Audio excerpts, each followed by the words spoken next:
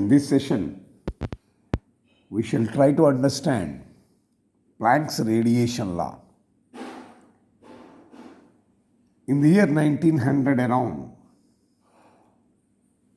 the great German physicist Max Planck introduced the revolutionary concept of radiation, what was known as quantum theory of radiation. When you look at his hypothesis, he made certain assumptions like a black body radiator contains simple harmonic oscillators of possible frequencies. That is one of the assumptions made by Max Planck. Another assumption is the oscillators cannot emit or absorb energy continuously. This is very much contrary to the electromagnetic theory that allows a continuous emission or absorption of energy. And yet another assumption Planck made was the emission or absorption of energy takes place in discrete amounts. That is, energy of oscillator is quantized. The energy of an atomic oscillator of frequency nu, for example, can have only certain values like 0 nu, 1 nu, 2 nu, like that, h nu, 2h nu, 3h nu, etc. That means this is an integral multiple of a very small unit of energy h nu, which he called as quantum or photon.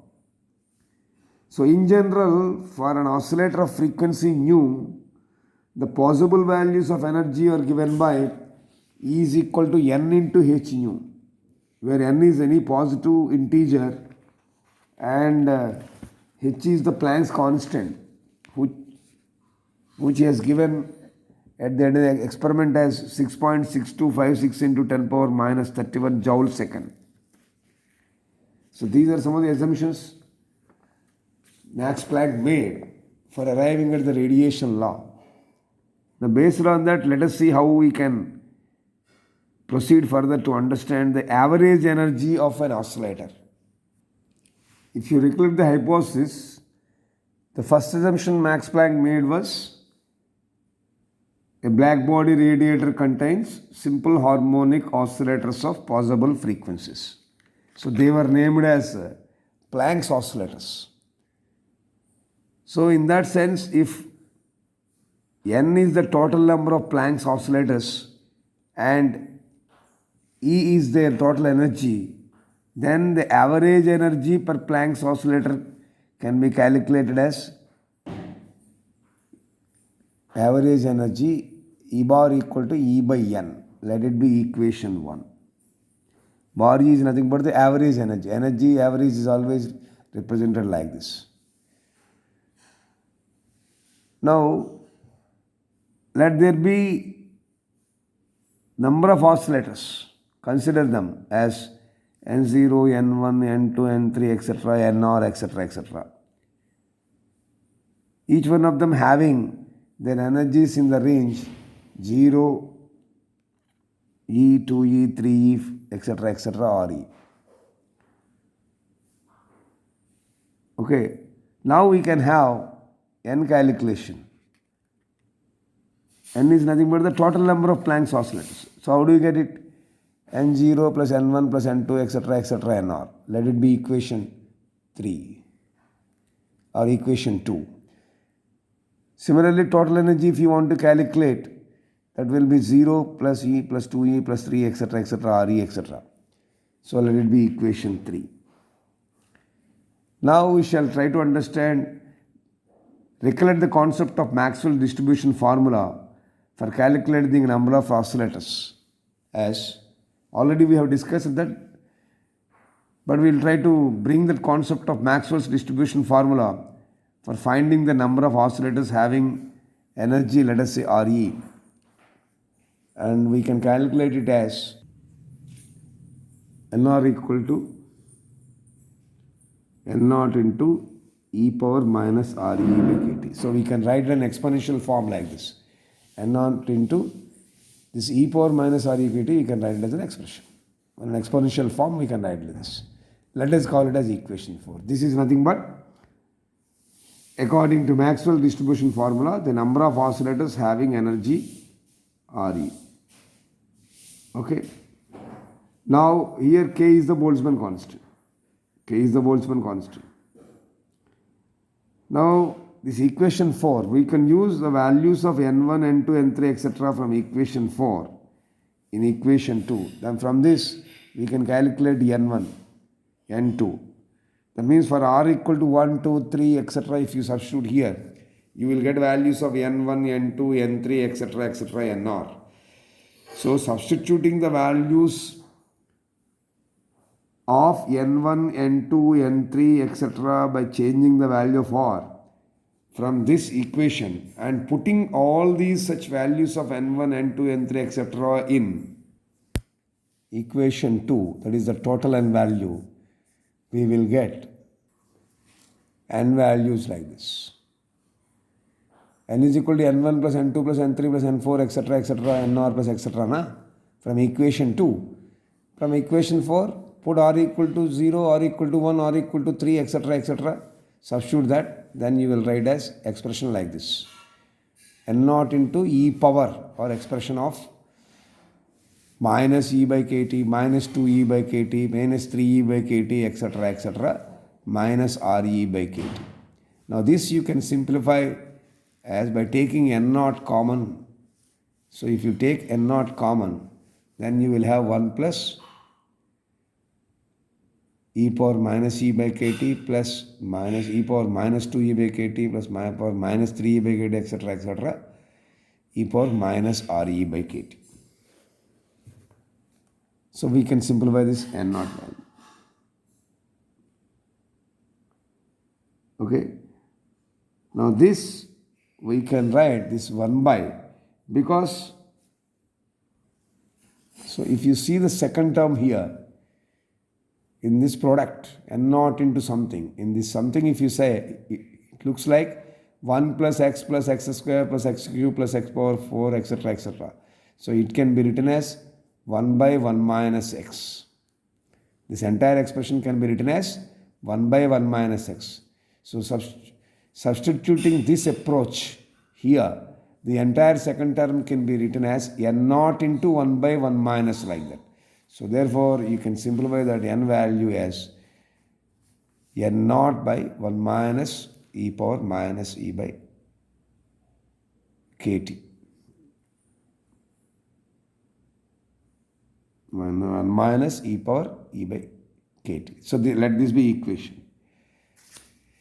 Similarly, what we shall do is,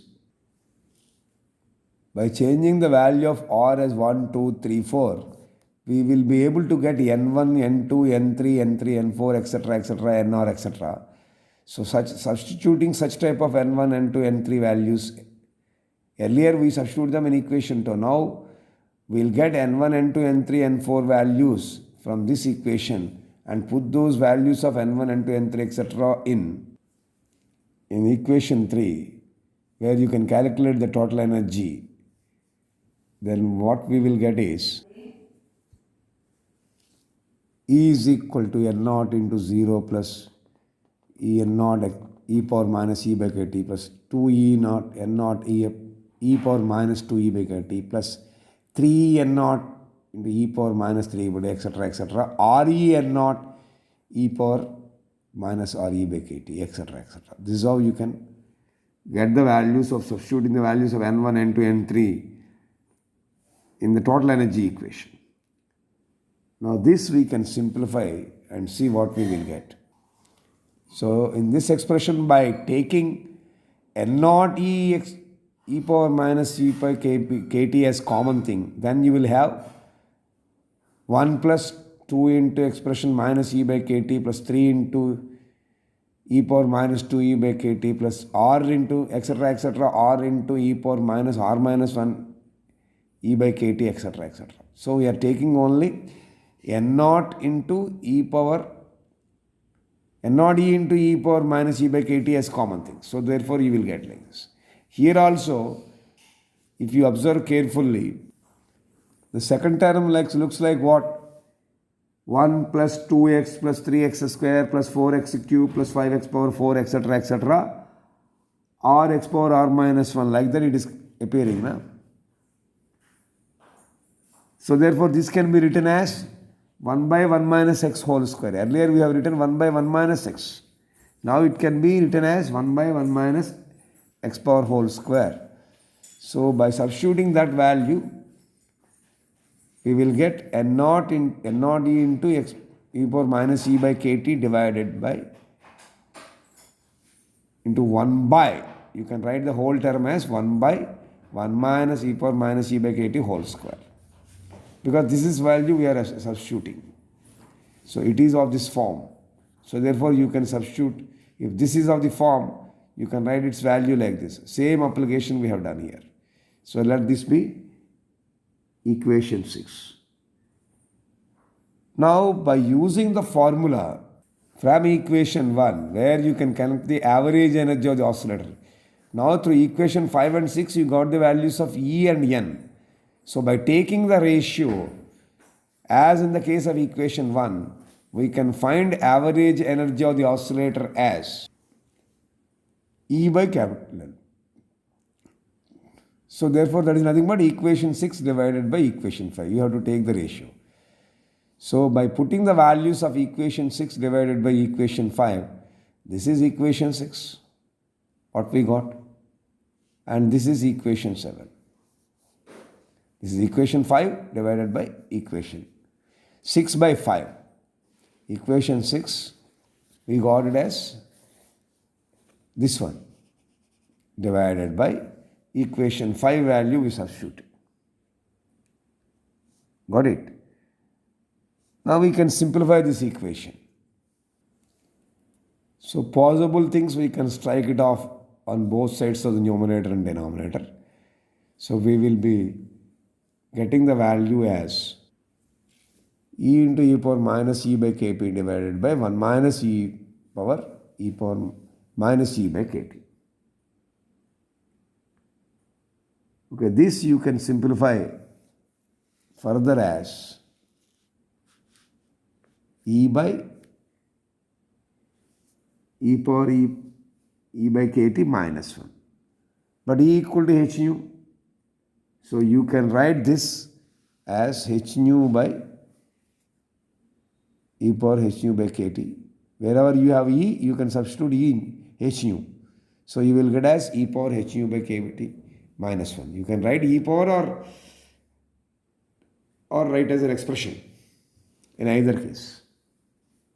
Now this, if you simplify further, you will get average energy density of the oscillator, energy of the oscillator as h nu by e power h nu by kt minus 1. Let this be equation C. This equation shows that the average energy of the oscillator given by this equation is different from the energy kT of the classical oscillator. Now from this, using this Planck's arrived at the formula as earlier in Rayleigh-Jean's formula we have seen, where we know that the number of oscillator per unit volume in frequency range between nu and nu plus d nu. If you take that range, we have seen through Rayleigh-Jean's derivation that the number of molecules of vibration for one unit volume we got it as 8 pi x dx by lambda power 4. So because we are talking about frequency here, so using the formula nu equal to c by lambda, where c is the velocity of light. So by cross multiplying you will get lambda as c by nu. If lambda equal to c by nu, then d lambda will be c into 1 by nu means d by d, c into d nu by nu square, because this is 1 by nu. So therefore lambda equal to c by lambda and d lambda equal to c into d nu by lambda square. Therefore the number of molecules of vibration per unit volume, which is taken as 8 pi d lambda by lambda over 4, by substituting the value of lambda as c by nu and d lambda as c d nu by nu square, we will arrive at the function 8 pi nu square d nu by c cube. So therefore, in the frequency range nu and nu plus d nu, the number of oscillators per unit volume in this frequency range can be taken as f is equal to 8 pi nu square by c cube into d nu. Okay, let us see how we can simplify this.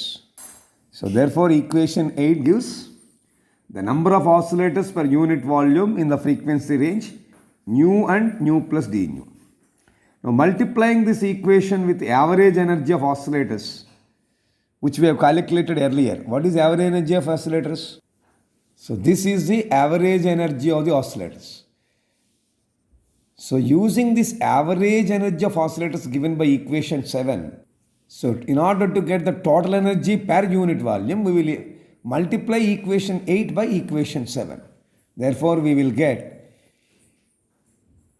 E nu d nu equal to 8 pi nu square by c cube into d nu into h nu by e power h nu by kt minus 1. Now you can simplify this equation as taking this common thing out. You can take 8 pi h nu cube by c cube into d nu by e power h nu by kt minus 1. This is E nu d nu. Or you can write this as E nu d nu is equal to 8 pi h nu cube by c cube into d nu by e power h nu by kt minus 1.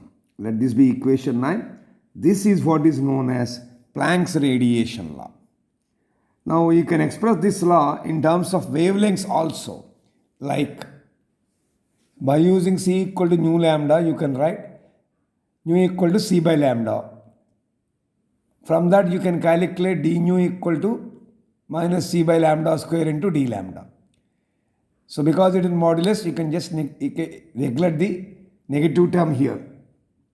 So therefore, you can write d lambda as d nu sorry, d nu as c by lambda square into d lambda. So you can represent this.